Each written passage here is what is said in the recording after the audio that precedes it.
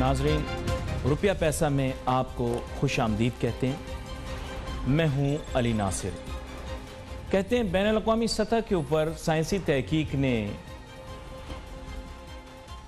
Artificial तौर पर ज़लज़ले लाने के लिए मशीनें ईजाद करना शुरू कर दी हैं जो बतौर हथियार इस्तेमाल होंगी। इन मशीनों में या हथियारों में जगह के कोऑर्डिनेट्स लिख दिए जाएं तो उसके बाद जब जहां जिस तरह से ज़लज़ला की सनूयत का लाना हो वो कोशिश की जा सकती है और दूसरे मुल्क को रिवायती हथियारों के बजाय ज़लज़ले के ज़रिए तबाह किया जा सकता है। आप ये तो जानते ही होंगे कि आर्टिफिशियल रेन तो आ ही चुकी है और आर्टिफिशियल रेन के लिए बाकायदा वो क्या करते हैं कि क्लाउड सीडिंग करते हैं, फिर उसके बाद बारिश करते हैं। इस पे एक्सपेरिमेंटेशन जारी है। तो human beings are continuously playing with nature. ये बहुत डिस्ट्रक्टिव हो सकता है क्योंकि देखें कुछ ऐसी फोर्सेस हैं जो कि इंसान के बस में काबू में नहीं है। If we try to intrude into that we may face problem. खैर एनीवे, ज़लज़ले से याद आया, कराची में भी कह रहे हैं कि कल ज़लज़ला आया। मुझे महसूस नहीं हुआ लेकिन बहुत जगह पर महसूस हुआ ज़लज़ला, और कुछ लोगों ने तो ऐसे ही अपनी टेबल हिला के वीडियो बना दी कि ज़लज़ला आ गया। ज़लज़ला मुझे पता नहीं किस नौइयत का था। कलमे का विर्द तो वैसे ही करते रहना चाहिए क्योंकि कौम के अमाल तो बहुत ख़राब है। मैं आपको बता रहा हूँ बच्चे किस तरह हुए, मैं अभी तक हैरान हूँ। यकीन करें, मैं तो अभी तक हैरान हूँ कि पाकिस्तान की कौम कैसे बची हुई है, क्योंकि अमाल तो इनके ऐसे हैं कि यकीन करें ये से मेरे रब का करम है कि अभी तक बचे हुए हैं, वरना इनकी हरकतें ठीक नहीं है बतौर कौम। खैर आगे चलते हैं, लोग मेरे ऊपर आ जाएंगे बेवजह। मैंने आपको पहले क्या बात की थी, काली जुबान मेरी। मैंने कहा था 4 मुल्क हैं दुनिया के जो कभी तरक्की नहीं करेंगे। Number 1 Bharat, number 2 Pakistan, number 3 Bangladesh, number 4 Sri Lanka. आप देखें हिंदुस्तान स्पेंड करता है trillions of rupees, their own rupees, on defence. और कल उनका सीडीएस जो था बिपिन रावत, जो पहले इनका आर्मी चीफ था, तो वो जो थे उनका हेलीकॉप्टर गिर गया और MI-17 की तारीफें कर रहे हैं। MI-17 अच्छा हेलीकॉप्टर है। सही है भाई, सही है।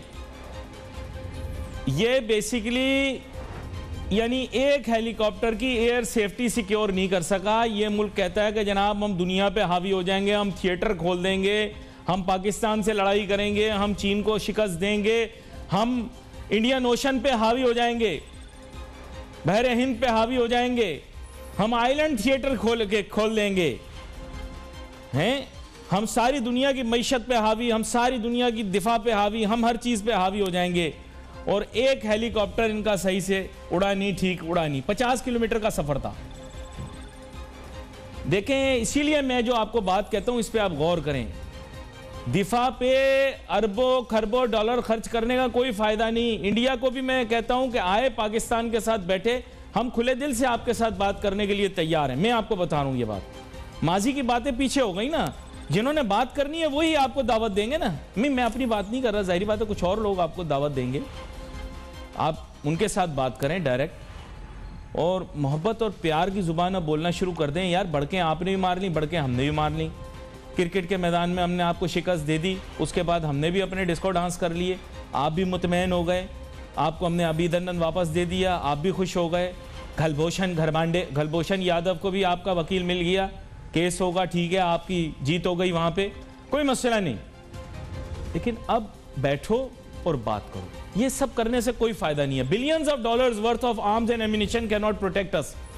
Poverty and corruption are the enemy of India and Pakistan both. Poverty and corruption, मेरी बात याद रखना। डॉक्टर मिर्जा इश्तियाक बेग साहब, माजरत डॉक्टर भी हो जाएंगे भी कुछ अरसे में, मिर्जा इश्तियाक बेग साहब मेरे साथ मौजूद हैं, जो कि नॉन लीग के बिजनेस फोरम के सरबराह हैं। वेलकम करता हूं सर आपको शो में। Thank you very much Ali साहब फॉर द नाइस इंट्रो। और जब आप जिक्र कर रहे थे कि जनाब कल पाकिस्तान में भी ज़लज़ले के महसूस किए गए हैं, एक इस्लामाबाद में भी कल एक महसूस हुआ। अच्छा? जब प्राइम मिनिस्टर साहब ने जनाब ये कहा कि पाकिस्तान दुनिया का सबसे सस्ता मुल्क है जहाँ पे कोई महंगाई नहीं है, तो ये भी जो उनका ऐलान था ये भी ज़लज़ले से कम नहीं था। क्योंकि हर आदमी सुनने वाला परेशान ये था कि दुनिया जो कह रही है कि पाकिस्तान दुनिया का चौथा मुल्क है जहाँ सबसे ज़्यादा महंगाई है, कल बतलाया गया कि जनाब सस्ता तरीन जो है मुल्क है पूरी दुनिया का और कोई महंगाई नहीं है। ये भी ज़लज़ले से कम नहीं था जी। अच्छा, ये बड़ी अहम बात आपने की है। माजी के अंदर एक वज़ीर आज़म पाकिस्तान की थी, उन्होंने कहा था करप्शन हाउ, तो तब तो ज़लज़ला नहीं आया था। यहाँ एक छोटी सी ब्रेक लेते हैं, ब्रेक के बाद वापस आएंगे, ब्रेक के साथ बात करेंगे। माजी के वज़ीर आज़म हो या मौजूदा वज़ीर आज़म हो, बात यह है कि बयानात तो इस तरह के देते रहते हैं। इख्तियार इंसान को ऐसे मुकाम पे ले जाता है जहाँ दुनिया उसको छोटी दिखती है। Let's take short break.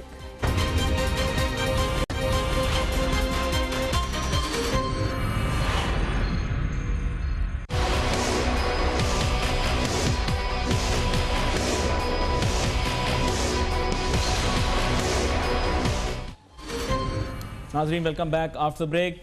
अब हमें टेलीफोन लाइन के ज़रिए ज्वाइन किया जनाब अतीक मीर साहब ने, और मुख्तसरन एक सवाल मेरे जहन में था, मैं चाहता हूँ उनका जवाब भी ले लूँ, फिर उसके बाद मैं दोबारा से इश्तियाक बेग साहब की जानिब जाऊँगा। सबसे पहले तो अतीक मीर साहब, आपको वेलकम करता हूँ शो में, और बरह रास्त यही सवाल पूछता हूँ कि आपको पता होगा कि ओमिक्रॉन का पहला केस रिपोर्ट हो गया है। ऐसे खदशात हैं, अल्लाह ना करे, अभी तक की तहकीक ने यह ज़ाहिर किया है कि ओमिक्रॉन कोई ख़ास सख्ती नहीं लाता मरीज़ के ऊपर, ना ही ये कि उसके ऊपर कहते हैं कि जनाब जो वैक्सीनेशन है वो भी असर करती है। ऐसी बात नहीं कि वैक्सीन उस पर करामत नहीं है, लेकिन शायद बूस्टर शॉट लगाना पड़ता है तो और ज़्यादा बेहतर हो जाती है उसके ख़िलाफ़ क़ुव्वत मुदाफ़ियत। लेकिन पाकिस्तान मज़ीद लॉकडाउन का मुतहम्मिल नहीं हो सकता।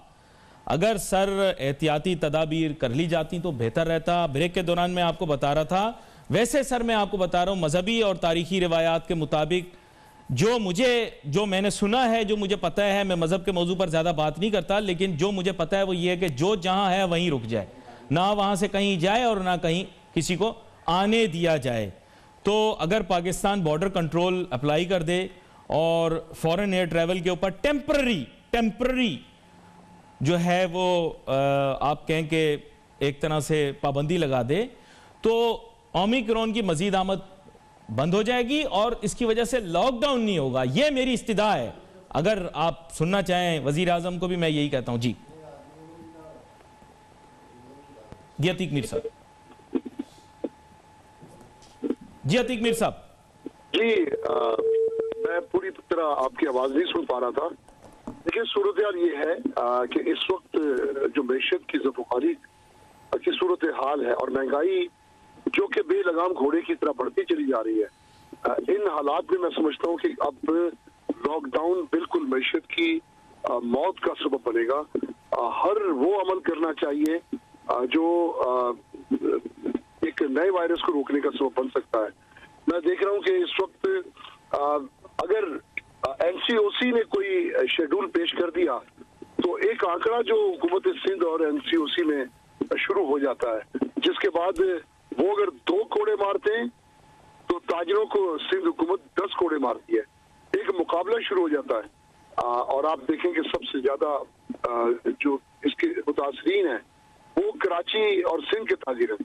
लिहाजा इस वक्त ये देखना होगा कि मैशत की शरह नमू जो खतरनाक हद तक गिर चुकी है, महंगाई जो हौलनाक और आसाब शिकन सूरत हाल अख्तियार कर गई है, ऐसी सूरत में बहुत लाजिम है कि मुल्क के लिए सोचना चाहिए, मैशत के लिए सोचना चाहिए और आम आदमी के लिए सोचना चाहिए। मैं समझता हूँ कि हर वो इक़दाम करना होगा, जिस तरह भी आपने कहा बॉर्डर भी अगर सील करना पड़े तो इस वक्त करने चाहिए। मैशत को कोई भी ऐसा वजन डालना, ये टूटे हुए पिलर्स पे इमारत खड़ी है, इस पे मजीद बोझ तो क्या हवा का झोंका भी इसे डिमोलिश कर देगा। इसलिए मैं समझता हूँ ये बदतरीन सूरत हाल है। इसमें एक ऐसी हिकमत अमली अख्तियार करना होगी जो महंगाई को बढ़ने से रोके, और अगर माशी सूरत हाल बेहतर नहीं हो सकती तो ये खराब भी ना हो। बड़ी अहम बात आपने की है। यहाँ पर मिर्ज़ा इश्तियाक बेग साहब भी मेरे साथ मौजूद हैं स्टूडियो के अंदर। मिर्ज़ा इश्तियाक बेग साहब, अब बात कुछ ऐसी है, इससे कबल कि मैं आगे अगले मौजू की तरफ जाऊं, मैं आपके सामने यही चीज़ रखना चाहूँगा कि ओमिक्रॉन का पहला केस पाकिस्तान में रिपोर्ट हो चुका है। इसके बाद आपको पता है, इससे पहले ही वैसे तो जुज़वी अहकामात जारी हो गए थे, पाकिस्तान एक और मज़ीद लॉकडाउन का मुतम्मिल नहीं हो सकता। 1 सेकेंड, हमारी इकॉनमी और हमारा जो निचला तबका है वो अब सर और बर्दाश्त उसके अंदर है नहीं इतनी कि वो इकोनॉमिकली बेयर कर सकेगा इसको। तो बेहतर नहीं कि हम इफ़ेक्टिव बॉर्डर कंट्रोल्स अप्लाई कर दें और टेम्प्रेरी ट्रैवल बैन लगा दें इंटरनेशनली। हमारे मुल्क के अंदर कोई गोरा नहीं आता, कोई चीना नहीं आता, कोई बंदा आता नहीं है, पाकिस्तान के नेड़े से भी कोई नहीं गुजरता। तो बेवजह हम क्यों शादियों के अंदर दूर दराज के रिश्तेदारों को बुलाएं और बीमारी और फैलाएं? डेल्टा में जैसे हमने बहुत सारे अच्छे लोगों को मार दिया, इसी तरह हम अब ओमिक्रॉन के ज़रिए अपनी कौम के लोगों को मारें ताकि हमारे जो रिश्तेदार दूसरे ममालिक में रहते हैं उनकी दिल की ख्वाहिश और दिल की बड़ास पूरी हो जाए कि वो यहाँ रिश्तेदारों की शादियों में घुसने के लिए आए हैं, वहाँ पर हसद करने, माजरत की तरह वहाँ अटेंड करने के लिए आए हैं। जी अली साहब, आपने बिल्कुल सही किया और मैं आपको सेकंड करूँगा कि हमने सख्त मेजर्स जो हैं वो लेने हमें पड़ेंगे। मैं आपको एक मिसाल देना चाहता हूँ। अभी कुछ अर्से पहले मैं मोरक्को में था, जिसका मैं ऑनरी कौंसल जनरल भी हूँ। जैसे ये नया वेरिएंट आया है ओमिक्रॉन, आपको पता है कि मोरक्को ने पूरी दुनिया से अपना राब्ता ख़त्म कर दिया, यानी कि कोई सिंगल फ्लाइट ना लैंड होगी ना टेक ऑफ होगी वहाँ से। तो मेरे ख्याल से कि हमें, आपने बिल्कुल सही कहा है कि कुछ सख्त मेजर्स लेने पड़ेंगे और ख़ास तौर पे ये जो एक जगह से दूसरी जगह लोग जा रहे हैं फॉर द टाइम बीइंग, इसको रोकना पड़ेगा। और ख़ास तौर पे वो फ़्लाइट जो अफ्रीका वगैरह से आ रही हैं इनडायरेक्ट भी, क्योंकि अगर डायरेक्ट फ़्लाइट नहीं भी आ रही तो कभी ऐसा होता है कि वाया दुबई आ रही है या वाया कतर आ रही है, उस पर बहुत ज़्यादा हमें सख्ती करनी होगी और सख्ती करनी होगी। छोटी सी ब्रेक लेनी है। ब्रेक के बाद वापस आते हैं, फिर मजीद आप भी गुफ्तगू करेंगे, अतीक मीर साहब से भी बात करेंगे। Let's take a short break.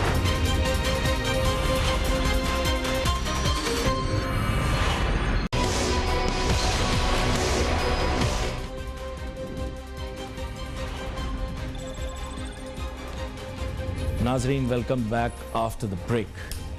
गुफ्तगू हमारी ब्रेक पे जाने से पहले जारी थी। मिर्ज़ा इश्तियाक बेग साहब को मैंने इंटरप्ट किया, माजरत, आप अपनी बात को मुकम्मल कर लें। आपने मोरक्को की मिसाल दी कि जिन्होंने दुनिया से रब्त वक्ती तौर पर कट कर दिया। यही बात है, ये कोई परमानेंट नहीं होता, this is only temporary till the point that researchers can determine how harmful Omicron can be. और उन्होंने एक बात इनिशियल रिसर्च में यही बताई है कि टेंशन इतनी ना लें, वैक्सीन इसके खिलाफ काम करेगी, शायद डोजेज की जो है वो क्वांटिटी बढ़ानी पड़ जाए। और दूसरा उन्होंने बता दिया है कि इससे सीवियर अभी तक कोई ऐसी चीज़ नहीं है जो इसकी निशान। ताम फैलाव के बारे में उन्होंने कहा है कि ये फैलने में थोड़ी सी तेज़ हो सकती है। इसके अलावा जो उनकी तरफ से यही है कि ज़रा मज़ीद तहकीक का वक्त दिया जाए। अगर हम भी थोड़ा सा वक्त ले लें सर, हम कौन सा तुरम खान दुनिया का सबसे अहम टूरिज़म डेस्टिनेशन है कि हम उनके बगैर रह नहीं सकते। सर थोड़ा सा रोकना पड़ेगा। आपको पता है सारी बीमारी शादियों में फैलती है। पाकिस्तानी रिश्तेदार एक दूसरे की जान के दुश्मन होते हैं, मिलने को तैयार नहीं होते, लेकिन जब शादियाँ होती हैं तो एक दूसरे के अंदर घुस रहे होते हैं, बार बार फासला नहीं छोड़ रहे होते। ये वैसे एक दूसरे की जान के दुश्मन है। जी, ये मैं आपको फैक्ट बता रहा हूं बेग साहब, मैं मजाक नहीं कर रहा। सबसे बड़े दुश्मन आपके अपने रिश्तेदार होते हैं। जी जी जी जी बेग साहब। हाँ जी, बिल्कुल आपने सही कहा कि हमें सख्त मेजर्स की बड़ी शदीद ज़रूरत है। और खुदा न खास्ता अगर हमने सख्त मेजर्स नहीं लिए तो ऐसा नहीं हो कि सिचुएशन हमारे हाथ से निकल जाए। हमारे सामने एक मिसाल है इंडिया की, जो हमने वहाँ पे देखा कि वहाँ पे किस तरह ऑक्सीजन अवेलेबल नहीं थी और लोग सड़कों पे मर रहे थे। अल्लाह मियाँ ऐसा नहीं करे, मगर हमें सख्त मेजर्स लेना पड़ेगा। एहतियात में कोई बुराई नहीं। जी हाँ, एहतियात हमें करनी पड़ेगी, क्योंकि दुनिया के दूसरे ममालिक जो हैं वो ऑलरेडी जो हैं वो काफ़ी एहतियात कर रहे हैं और उन्होंने लॉकडाउन अपना शुरू कर दिया है। तो जैसे आपने कहा कि ये एक ऐसी मास गैदरिंग की जगह है जहाँ पे बहुत सारे लोग, क्योंकि अगर एक आदमी वहाँ पे आ जाता है तो फिर सैकड़ों आदमी जो है उससे अफेक्ट होते हैं और फिर ये चीज़ जो है वो मल्टीप्लाई होती रहती है। बड़ी अहम बात हो रही है। आपके साथ मैं अतीक मीर साहब को भी शामिल करता हूँ। अतीक मीर साहब, आपसे मैं ये जानना चाहता हूँ कि शादियों में असराफ और 300 से लेकर 500 और 1000 मेहमानों को बुलाना और 36 डिशें खिलाना, ये कौन सी अखलाकियात के मेयार को पूरा कर रहा है पाकिस्तान कि ये लाजिम है? और अपने बाहर के ममालिक के सारे शरीकों और रिश्तेदारों को बुलाकर जो है वो इस तरह की फिजा पैदा करना, ये किस किताब अखलाकियात में मुझे लिखा हुआ, मुझे ये बता दें। देखिए, मैं समझता हूँ कि बहुत सारी मुश्किलात कुछ अच्छाइयों को भी लेकर आती है।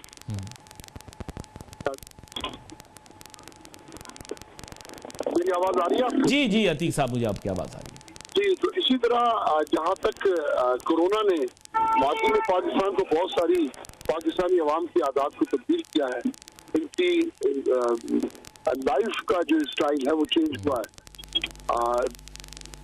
जैसे हम एक मिसाल, मैं ताजरों की बात करता हूँ कि जिस तरीके से ताजरों को ऑनलाइन का पता ही नहीं था, आज पाकिस्तान में वो जो 4-5% शराब पी रही थी वो तकरीबन 25 से 30% तक हो गई है और घर घर ऑनलाइन पे बिजनेस हो रहा। इसी तरह ये जिन तकरीबात की तय्युशात की आपने बात की, ये भी वो कहते हैं ना कि खुदा तुझे किसी तूफान से आशना कर दे, तेरे बहर की मौजों में शराब नहीं। ये कौम नसीहत से नहीं, वसीयत से नहीं, किसी कानून से नहीं, बल्कि बहरानों से बनेगी और यही शायद इसकी एक पहचान रह गई है। कोरोना एक बहरान है। कोरोना ने जिस तरह जिंदगी को मुश्किलात से दो चार किया, ये यकीनन पाकिस्तानी कौम इसकी ना तो मुतमिल हो सकती है। नहीं, लेकिन असराफ जो है उसका तो देखे ना, वबाई का ताल्लुक भी नहीं है। असराफ तो वैसे ही नहीं करना चाहिए, मेरा ऐसा ख्याल है। अब आगे आप अपनी राय दे सकते हैं।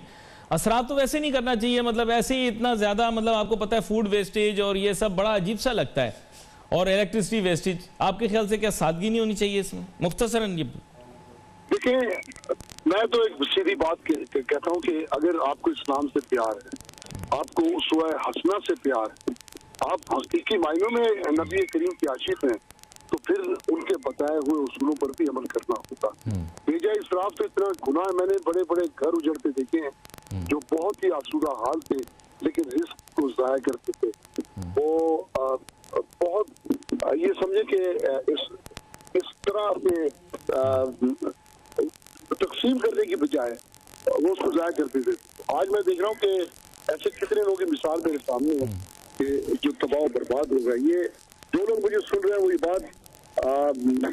बात हमें पल्ले बांधनी चाहिए कि ये जो कुछ भी अल्लाह पाक हमें अता करता है, इजाफी भी है, इजाफी या हमें पूरा भी है, तो इसमें अल्लाह की मखलूक का अगर हिस्सा नहीं है तो आपके काम में, आपकी घर में बरकत नहीं है।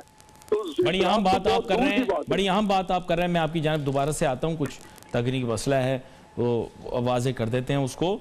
अच्छा जनाब बेग साहब, मैं आपकी जानिब आता हूँ और मैं आपको अपने मेन मौजू की तरफ लेकर बढ़ती महंगाई, दीगर मसाइल, परेशानियाँ, गरीब आदमी किधर जाए। आपने खुद बयान किया कि वज़ीर आज़म का कल का बयान वाकई में मुझे लग रहा था पहले की तकरीर है, लेकिन जब मैंने कल सुना देखा ये तो मुझे यकीन नहीं आया, मुझे समझ में नहीं आई। तो बुनियादी मसला ये है कि वज़ीर आज़म इमरान खान साहब का कसूर इतना नहीं है, उनके इर्द गिर्द जो लोग हैं, क्योंकि आपको पता है ना तो वज़ीर आज़म इमरान खान साहब अपनी शॉपिंग खुद करते हैं, ना वो आपको पता है उस तरह से पब्लिक इंटरेक्शन है, तो वो जो सुनते हैं वही कहते हैं। आपको याद होगा एक ज़माने में साबिक़ वज़ीर आज़म नवाज़ शरीफ साहब ने भी आलू के दाम बता दिए थे, वो भी गलत हो गए थे, फिर सारे लोगों ने बड़ी तफरी लगाई थी। तो नवाज़ शरीफ साहब के प्रोग्राम भी देख रहे हैं लंदन में। सर अस्सलाम वालेकुम, क्या हाल है? तो सर आपसे ये जानना था कि इस तरह की गलतियाँ हो जाती हैं, उसकी वजह ये कि लोग जो बता रहे होते हैं ना, इंसान वो आगे बयान कर देता है। कसूर उन लोगों का है जो गलत बयानियाँ कर रहे हैं। क्या कहते हैं आप?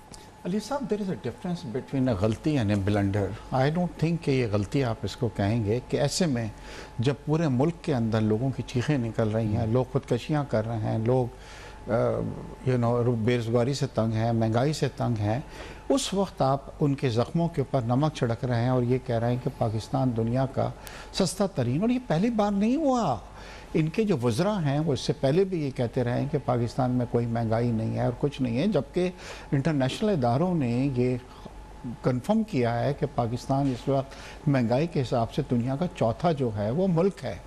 दूसरी बात ये हो रही है कि हमेशा ये कह देना कि देखिए हम अपनी महंगाई को अमेरिका या यूरोप से कंपेयर नहीं कर सकते, फॉर गॉड सेक, क्योंकि वहाँ की जो इनकम है, पर कैपिटल इनकम है, वो मुख्तलिफ है हमसे। वो सस्टेन कर सकते हैं महंगाई को, हम नहीं कर सकते। हमारा एक 25 या 30 हज़ार वाला बंदा किस तरह एक अपनी फैमिली के साथ गुजारा पूरे महीने जो है वो कर सकता है? पहले ये हुआ करता था कि अगर किसी की 25 या 30 हज़ार है तो 10 हज़ार खाने पे खर्च हो जाते थे, बाकी तालीम वालीम पे और पहले भी ऐसा नहीं था, वो दूध शहद की नहरें थोड़ी बहती थी। सर जी आप कंपेयर कर लीजिए तमाम, आप एक प्रोग्राम रख लें, मैं आपको ला के दे देता हूं कि आधे से ज़्यादा सस्ती चीज़ें थी नवाज शरीफ साहब को जब घर के अंदर भेजा गया है। तो अब यह दूसरी बात यह कि चलिए जी let's not compare with Europe and America, India को आ जाओ। इंडिया में आप तो माशाल्लाह मईशत को समझते हैं आप, तो उसके अंदर आपको पता है कि 6% से कम वहाँ पे इस वक्त इन्फ्लेशन चल रहा है। बांग्लादेश अभी आपने इंट्रो में कहा है कि तरक्की नहीं करेगा, थोड़ा सा मैं डिफ़र करूँगा। बांग्लादेश ने जो तरक्की की है आज़ादी के बाद वो हमारे लिए एक देखना हमें चाहिए और उससे हमें सबक सीखना चाहिए। उनकी करेंसी हमसे बेटर है, अलहदा हो गए, उसके बाद आप देख लें जो तरक्की, उनकी एक्सपोर्ट हमसे ज्यादा है, उनकी करेंसी हमसे बेटर है, उनकी पर कैपिटल इनकम हमसे बेटर है। उन्होंने जो एक मिसाल कायम की है, दिल छलनी कर रहे हैं ये बातें करके, दिल छलनी। मैंने इसीलिए तीसरे नंबर पे उनका नाम लिया ना। यहां पर एक छोटी सी ब्रेक लेनी है, ब्रेक ले लूं मैं, ब्रेक के बाद वापस आते हैं, आपके जारी रहेगी। Let's take a short break.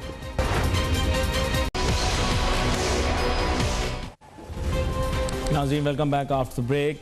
Studio में हमारे साथ मौजूद हैं मिर्जा इश्तियाक बेग साहब और शौकत बसरा साहब, पाकिस्तान तहरीक इंसाफ से हमें ज्वाइन कर रहे हैं बजरिया टेलीफोन लाइन। सर वेलकम करता हूं आपको शो में। शौकत बसरा साहब, बहुत मेहरबानी। शौकत बसरा साहब, अब बात कुछ ऐसी है कि कल वज़ीर आज़म साहब का बयान आया इस सिलसिले में कि जनाब पाकिस्तान दुनिया का सस्ता तरीन मुल्क है। अब उसके बाद तमाम लोग मुतहरिक हो गए और बिलखुसूस इश्तियाक बेग साहब नून लीग की नुमाइंदगी करते हुए यहाँ पर कह रहे हैं कि जनाब ये बात ना सिर्फ के स्टेटिस्टिकली गलत है, बल्कि ये आवाम के ज़ख्मों पर नमक पारी करने, मतलब नमक डालने के मुतरादिफ है नमक पाशी करने के मुतरादिफ है। तो अब आप मुझे ये बताइएगा कि ये दरअसल इस तरह का बयान, वैसे मेरा ऐसा ख्याल है, मैं बड़ी मोहब्बत करता हूँ वज़ीर आज़म इमरान खान साहब से, लेकिन मेरे ख्याल से ऐसा बयान उनको नहीं देना चाहिए था। मेरे ख्याल उनके कुछ रुफ़क़ा ने उनको शायद कुछ गलत बातें बताई हों, लेकिन अब मैं आपसे आपकी राय पूछना चाहूँगा। जी, उनकी हमसे मोहब्बत बेइंतहा है, बहुत मोहब्बत करते हैं हमसे, और अच्छे वो है इकोनॉमिस्ट भी हैं, एक अच्छे बिजनेसमैन भी हैं, तो उनकी राय का मैं पूरा एहतराम करता हूं और हमेशा उनके साथ हमने उनसे सीखा है।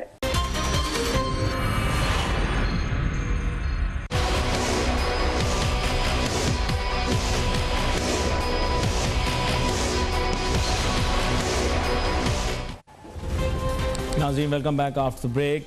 स्टूडियो में हमारे साथ मौजूद हैं मिर्जा इश्तियाक बेग साहब और शौकत बसरा साहब, पाकिस्तान तहरीक इंसाफ से हमें ज्वाइन कर रहे हैं बजरिया टेलीफोन लाइन। सर वेलकम करता हूं आपको शो में। शौकत बसरा साहब, बहुत मेहरबानी।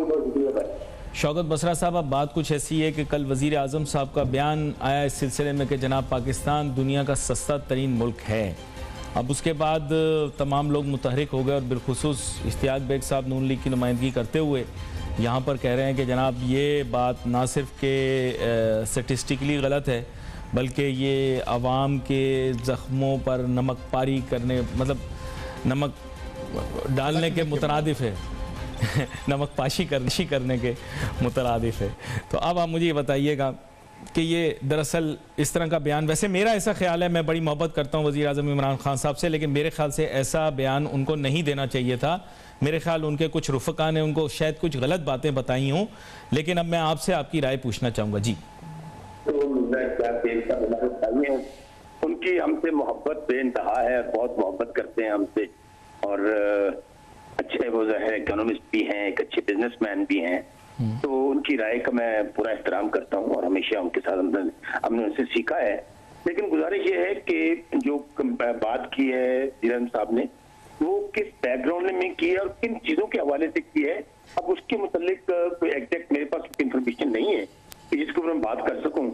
लेकिन डेफिनेटली एक बात है कि उन्होंने कंपैरिजन किया होगा कुछ ममालिक का, और अब नहीं पता डाटा कौन कौन से ममालिक का लिया गया है, तो उस बुनियाद पे बात हुई होगी। लेकिन एक बात फैक्चुअल है कि पाकिस्तान एक गरीब मुल्क है। पाकिस्तान में गरीब लोग जो हैं, जो मजदूर लोग हैं, जाहिर है महंगाई की जो इशू काया है उससे परेशानी तो है, लेकिन अगर हम पैरेलल देखते हैं तो उसमें वो किसान हैं, हमारी बिजनेस कम्युनिटी, अभी मिर्जा साहब बैठे हैं, क्या बेग साहब, मेरे वो दोस्त भी हैं, मेरी फैमिली के लोग बिजनेस में हैं, वो तो मुझे कह रहे हैं कि हम लोगों ने एक्सपोर्ट को $6.4 बिलियन को टच किया, जो पाकिस्तान की तारीख में आज तक टच नहीं किया था। हो सकता है ये फिगर भी गलत हो। इसी तरह कंस्ट्रक्शन इंडस्ट्री को मैं देखता हूँ, उसमें भी बहुत जबरदस्त मामला हैं। लेकिन अनटिल अनलेस जब तक ये स्ट्रीट लेवल पे, ग्राउंड लेवल पे, गांव लेवल पे, सिटी लेवल पे वो आम आदमी जो सैलरी वाला है, जो मजदूर है, जो दिहाड़ीदार है, उस तक असरात नहीं पहुंचे, तो हम समझते हैं कि बाकी चीज तो इशू तो मसला तो है, लेकिन हमारी हुकूमत दिन रात एक किए हुए है। इसलिए हम हेल्थ कार्ड हो, डायरेक्ट सब्सिडाइज कर रहे हैं चीजों को, इसीलिए वो आटा, चीनी, घी है। अभी आप देखें ना, चीनी का कितना शोर मचा हुआ था, अल्हम्दुलिल्लाह उसके लिए दिन रात एक किया, चीनी की कीमतें कुछ नीचे आई हैं। बाकी चीजों को भी कंट्रोल में लाने की कोशिश कर रहे हैं। तो प्राइम मिनिस्टर साहब ने, फिर मैं कह रहा हूँ, डेफिनेटली जो बयान दिया होगा उन्होंने किसी ना किसी बुनियाद पे दिया होगा, कंपैरिजन के तौर पे दिया होगा। और अगर हम, वैसे तो मैं हमेशा ये कहता हूँ कि पाकिस्तान जो है ना, असल में हम जिस मुल्क के आजाद मुल्क में रह रहे हैं, अल्लाह ताला ने इतनी नेमतें दी हैं, और हमारे जैसा मुल्क दुनिया के शायद किसी कोने में नहीं होगा जहां पे खानदान का एक बंदा कमा रहा होता है और पूरा खानदान खा रहा होता है। जरा कंपैरिजन करें ना, जाए बाहर के ममालिक में, अपने बल्कि आप एशियन कंट्रीज को ले ले मेरे भाई, दिन रात बेचारों ने, उनकी खवातीन हैं, बच्चे हैं 18 साल से ऊपर, एक एक फैमिली का बंदा कमा रहा होता है, भागदौड़ कर रहा होता है, कहीं फिर जाकर उनके मामला जिंदगी के चलते हैं। इसलिए ये तो आपने बड़ा अहम पॉइंट दिया है यहाँ पर। तो मिर्जा इश्तियाक बेग साहब, आपको पता नहीं इस बात का, ये जो बात की है जनाब बसरा साहब ने, ये तो बड़ी पावरफुल बात की है इन्होंने कहा है कि फैमिली में एक ब्रेड विनर होता है, पूरे घर को वो खिला रहा होता है। बाहर आप चले जाएं, फार ईस्ट में चले जाएं, दूसरे ममालिक में चले जाएं, हर फर्द काम कर रहा होता है, फिर भी पूरे नहीं हो रहे होते। ये बदल के दिखाओ ना, ये इसका जवाब लाओ आप कहीं से बेग साहब, ये इस चीज का जवाब दें। बसरा साहब की मैं बड़ी इज्जत करता हूँ, बड़े अच्छे हमारे दोस्त हैं, मगर थोड़ा सा मैं इनसे डिफर ये करूँगा कि वो ज़माना चला गया जब फैमिली का एक मेंबर जो था वो पूरी फैमिली को बैठ के खिलाया करता था। आप यकीन करें कि अब एक मेंबर जो है वो फैमिली को नहीं खिला सकता। जो महंगाई जो आ गई है जिस तरीके से, उसके बाद इस वक्त मियाँ बीवी और हर जगह जो है ना, पूरी फैमिली जो है वो काम कर रही है, और उसके बावजूद घर का जो गुजारा नहीं हो रहा। दूसरा, शौकत साहब ने ये कहा है कि जी चलें, प्राइम मिनिस्टर जो हैं उन्होंने किसी डिफरेंट कॉन्टेक्स्ट में ये कहा था। हुकूमत की वज़रा जो हैं वो भी रोज़ाना आके यही कहते रहते हैं कि जनाब महंगाई कुछ नहीं है, हालात अच्छे हो गए हैं, लोगों की आमदनी जो है वो बढ़ गई है। तो ये इस तरह की चीज़ें जो हैं वो सही नहीं है। इंटरनेशनल इदारों ने ये कहा है कि पाकिस्तान दुनिया का चौथा मुल्क है जहाँ पे सबसे ज़्यादा जो है वो महंगाई है। डॉलर आप देख रहे हैं कि कहाँ पहुँच गया है, हमारी एक्सपोर्ट्स इस हिसाब से नहीं बढ़ी हैं। लास्ट मंथ में अली साहब $5 बिलियन का करंट अकाउंट डेफिसिट हुआ है। एक महीने की मैं बात कर रहा हूँ, साल की बात नहीं कर रहा। हमारी इंपोर्ट्स जो हैं वो 70 बिलियन से ऊपर क्रॉस कर गई हैं। हमारी एक्सपोर्ट इस बार मेरे ख्याल से 26-27 से ऊपर नहीं होंगी। अगर आप 28 भी लगा लीजिए तो करंट अकाउंट डेफिसिट जो है इस बार बहुत ज़्यादा हमारा आ रहा है। और अब हम क्या कर रहे हैं कि इंटरनेशनल मॉनिटरी इदारों से कर्जे जो ले रहे हैं, और महंगाई अभी ख़त्म नहीं हो गई है। महंगाई आपको ये मैं बतला रहा हूँ कि मज़ीद बढ़ेगी, क्योंकि इंटरेस्ट रेट जो हैं वो बढ़ रहे हैं। आप देख रहे हैं डॉलर जो है वो 180 पे क्रॉस कर जाएगा कुछ दिनों के अंदर। इन तमाम चीज़ों से महंगाई के अंदर इजाफा होगा। शौकत बसरा साहब, आपकी जाने आता हूँ, लेकिन शौकत बसरा साहब यहाँ पर एक अहम नुक्ता है, आपकी रसाई शायद वज़ीर आज़म तक होगी, वज़ीर आला तक तो है, ये मुझे पता है पंजाब से। तो बात कुछ ऐसी है कि सर अमेरिका के साथ बात इंटरनेशनल नौयत की है, लेकिन आप सियासतदान भी तो कौमी नौयत के हैं, तो इस वजह से आपसे ये बात कही जा सकती है। सर अमेरिका और वेस्ट के साथ अगर आप अच्छे ताल्लुकात नहीं रखेंगे तो पाकिस्तान की मईशत भी तुर्की की तरह तबाह बर्बाद हो जाएगी। मेरे ख्याल से ये मुज़ाहमत का वक्त नहीं है, मुफाहमत का वक्त है। ये एब्सोल्युटली नॉट का वक्त नहीं है, बट मे बी का वक्त है। आपको याद होगा बेनज़ीर भुट्टो साहिबा ने भी ये कहा था, और आपको याद होगा उनकी किताब का नाम भी यही है, मुफाहमत।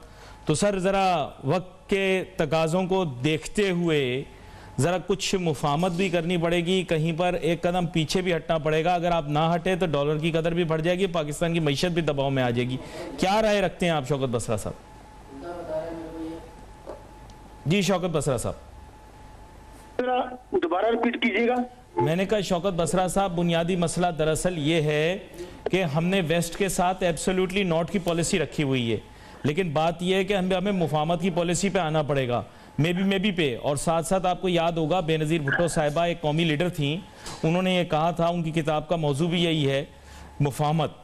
तो बात यह है कि आप मुफाहमत से चलें, अफाम व तफहीम से चलें। जी शायद एब्सोल्युटली नॉट को जिस पैराए में कहा गया है उसको शायद आप डिफाइन नहीं कर पा रहे, या लोग उसको गलत उसकी बात को इंटरप्रेट कर रहे हैं।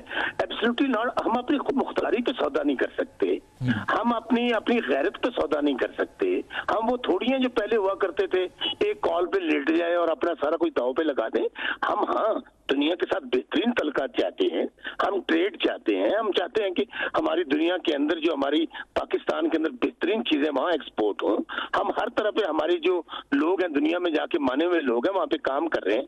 तो इसलिए वो तो हमारी, अभी आप देख लीजिए कि इंडिया के साथ किस हद तक हमारे इश्यूज हैं, किस हद तक हमारा, और कहां वो कौन सा मौका जाया नहीं जाने देते। लेकिन आज भी हम कहते हैं कि आए मुफाहमत के साथ, बातचीत के साथ, डायलॉग के साथ चीजों को आगे लेके बढ़ते हैं। इंडिया से बदतरीन दुश्मन, इंडिया से ये जो मूजी जो दुनिया का सबसे बड़ा दहशतगर्द है, जो उसकी करतूत है और जो उसका माइंड सेट है, इसके बावजूद हमारी हुकूमत का, हमारे प्राइम मिनिस्टर का, हमारी फोर्सेस का हमेशा हम अमन का प्रचार करते हैं, अमन का पैगाम लेके जाते हैं, मुफाहमत की बात करते हैं, डायलॉग की बात करते हैं। और डेफिनेटली जो बेग साहब बात कह रहे हैं, हम दुनिया से कट के नहीं रह सकते। आज एक ग्लोबल विलेज है। अभी जो मैं एक्सपोर्ट की बात ले लेते हैं, शौकत बसरा साहब ने बड़ी अच्छी बात की, बड़ी आसान बात की, लेकिन बेग साहब आपका इस पे क्या इनपुट है मुझे बता दें, मेरे पास चंद सेकंड है। देखिए अली साहब, एब्सोल्युटली नॉट के प्राइस तो हम पे कर रहे हैं। आपने FATF को देख लिया कि अभी तक उसने हमें ग्रे में रखा हुआ है। एब्सोल्युटली नॉट की वजह से आपने देख लिया कि IMF ने कितनी सख्त शराइत हमारे ऊपर लगाई हैं, और अभी तक जबकि वो दुनिया के छोटे छोटे ममालिक से भी अमरीकी सदर ने टेलीफोन करके बात की है, वो अब हमसे नहीं कर रहा है। तो ये क्या हो रहा है कि कभी भी हमने अपनी पॉलिसी मुफाहमत की, आपसे मैं बिल्कुल सेकंड करूँगा, रखनी पड़ेगी, और ख़ास तौर पर वेस्ट से और ख़ास तौर के ऊपर जो अमेरिका से, ताकि हमारे पे ये सख्तियाँ नहीं की जाएं जिससे महंगाई के अंदर फजूल में इजाफा होगा। जी देखिए, ये वक्त नाजरीन मुफाहमत का है, अफाम तफहीम का है। बंदे को बड़े फहम फरासत के साथ चलना, एक एक कदम फूंक फूंक के लेना पड़ेगा। यही बात मेरे फाजिल मेहमानों ने भी की। अमन का रास्ता बेहतर रास्ता है, इसको इख्तियार किया जाए। ये भी मैं कहूँगा, चाहे वो हमारे पड़ोसी हों या बैनुल-अक़वामी और ममालिक हों। इसके ऊपर हमारी गुफ्तगू जारी रहेगी आगे आने वाले दिनों के अंदर भी। We wait for message on Facebook. Ali Nasir my team को जा दीजिए। अल्लाह हाफ़िज़।